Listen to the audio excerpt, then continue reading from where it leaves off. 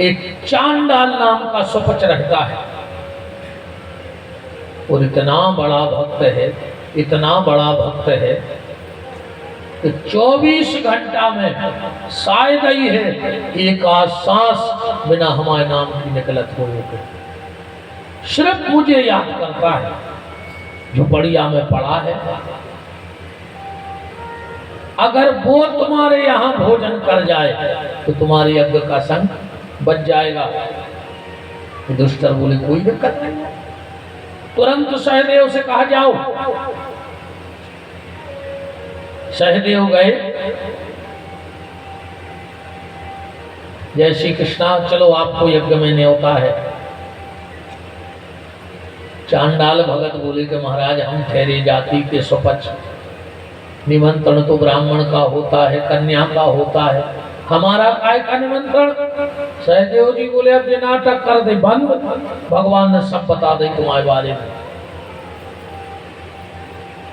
चांडाल समझ गए कि भगवान कुछ लीला करना चाहते हैं। बोले सहदेव जी भोजन तो हम करेंगे, पर हम उसके यहाँ भोजन करते हैं जिन्हें 100 अश्वमेध यज्ञ कर लाए हो। अरे सहदेव ने कही कहीं को तो शंख नहीं बज रहा, पूरे घर के पगले हाथ फिर रहा है, अब तुमने अलग से 99 जोड़ दिया। ठीक है हम भैया को बता के आते हैं। बोले पीछे कदम न रख लो न सिर के टुकड़ा टुकड़ा हो जाए। सहदेव ने कही जो नहीं तो भी चीत रहा हो, मैं तक मुनारे से ठाणे हैं। नकुल गए, नकुल भी खड़े, अर्जुन गए, भीम गए, युधिष्ठिर गए, 5 ही खड़े। भगवान ने कहा 5 गए अभी तक नहीं आए, द्रौपदी तुम देख के आओ। द्रौपदी बोली कन्हैया तुझे तो पता है मैं तेरे बगैर कुछ करती नहीं, तुम चल साथ में। अच्छा जय गलती 5 कर गए कि अपने दम पर दौड़ गए। पर द्रौपदी ने कहा नहीं हम आपके साथ चलेंगे। भगवान को साथ लिया, चलो भगत जी भोजन करवे। भगत जी बोले कह देवी तुम्हें तो पता है हमारा नियम है कि जिसने 100 अश्वमेध यज्ञ कर लिए हो हम उसके घर में भोजन करते हैं। द्रौपदी बोली हम आए हो गए 1000, तुम एक की बात कर रहा 100 की, हमने कर लाए 1000 भर यज्ञ। पांडवों ने सोची कि जो अंदर से ब्याह भाव है सो घरे नहीं भाई सत्यनारायण की कथा, जा कौन यज्ञ में बैठा बने जखे में। कब किए तुमने यज्ञ? द्रौपदी का जवाब सुना। द्रौपदी कहती है कि संत मिलन को चालिए तज माया अभिमान, और एक एक पग आगे धरे सुकोटन यज्ञ समान। और जिसकी प्रशंसा भगवान करें तो आप तो संत हो और हम आपसे मिलने पैदल आए तो 1000 कदम तो हम चले ही आए, तो 1000 यज्ञ तो हमारे हो ही गए। भगवान ने कहा वाह द्रौपदी क्या काम बनाया तुमने अपना।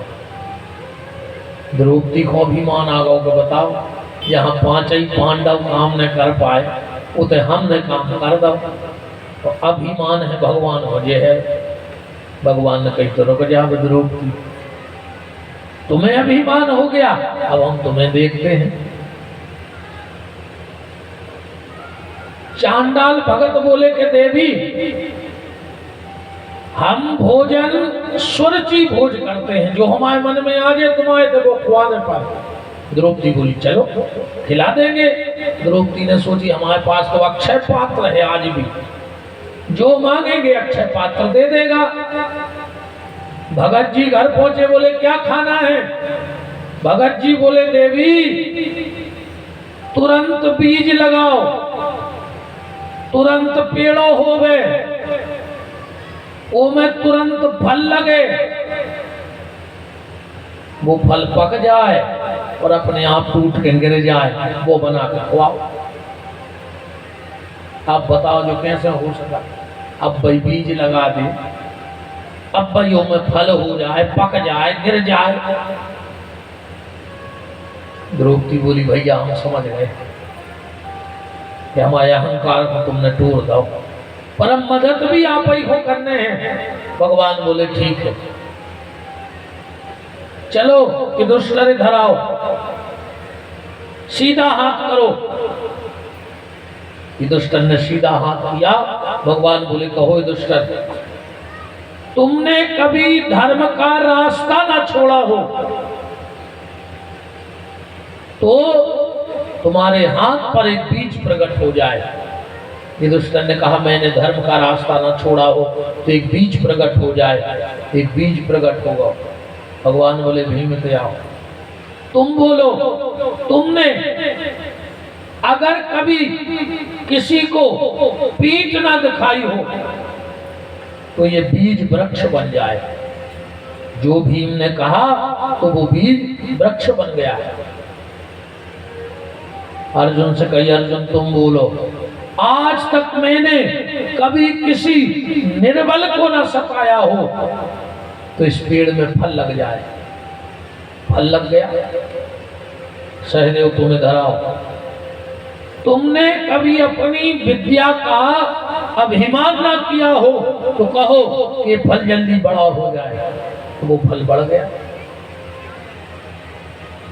नकुल से कहा, नकुल तुम इधर आओ, तुम कहो कि तुमने कभी सहदेव में और 3 पांडवों में भेद ना किया हो तो ये फल पक जाए। फल पक गया। भगवान बोले द्रौपदी तुम आओ, अब तुम बोलो कि मैंने कभी 5 पतियों के अलावा 6वें पुरुष का ध्यान ना किया हो तो ये फल टूट के गिर जाए। और जो द्रौपदी ने इतनी कही वो पूरो पेड़ो ही गोल होगा। भगवान बोले द्रौपदी का दिक्कत है। द्रौपदी बोली नहीं भैया, मैंने कभी 5 पति छोड़ के 6वें पुरुष का ध्यान नहीं किया। भगवान बोले याद करो बहन। नहीं नहीं मुझे याद है। भगवान बोले और जोर डालो। द्रौपदी बोली हाँ भैया किया है। बोले कब? जब मेरा स्वयंवर हो रहा था तो पांडवों के पहले उस स्वयंवर में सूत पुत्र कर्ण आ गए थे और उनकी सुंदरता देख के मुझे लगा था काश ये मेरा पति बन जाता, ये मछली की आंख का भेदन कर देता।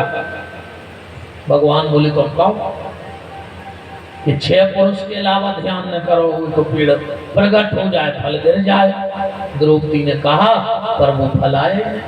भगवान बोले और खबर करो। द्रौपदी बोली नहीं भैया, अब नहीं मानेंगे हम किसी की। अब मैंने कभी 7वें पुरुष का ध्यान नहीं किया। भगवान बोले देवी और याद करो। द्रौपदी बोली नहीं, याद करो बहन। द्रौपदी बोली तो आप ही बता दो, आप तो त्रिकालज्ञ हो, सब जानने वाले हो। भगवान बोले बहन मुझे भूल गई, मुझे तो 24 घंटे याद करती है तुम। परम पुरुष को कब भूली? और जो द्रौपदी ने कहा वो पेड़ प्रकट हो गया, फल गिर गया। द्रौपदी ने भोजन बनाए, भगत जी भोजन करके चले गए। शंख ने बजो। युधिष्ठिर बोले काय प्रभु, तुमने वो तन्नक से आदमी के हाथ जुड़वा दे, हमारे पूरे घर के ऊपर आगे पीछे फिर रहे कि भारी बड़ो महात्मा है, बताओ। तो शंख ने बजो। भगवान की आंखें लाल हो गई।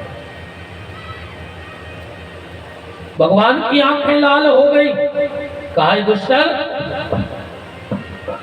तेरे घर में आज मेरे भक्त का अपमान हो गया, इसलिए शंख नहीं बजा। युधिष्ठिर बोले नहीं प्रभु, हम लोगों ने तो कोई अपमान नहीं किया। द्रौपदी बोली कि हम फिर हमसे गलती हो गई। बोले क्या? बोले जब मैंने उस भगत को भोजन परोसा तूने सब इकट्ठा करके खा लो। हमारे मन में आई कि बताओ कितने नाटक करे और सारा भोजन इकट्ठा करके खा गो, वो खा जाने।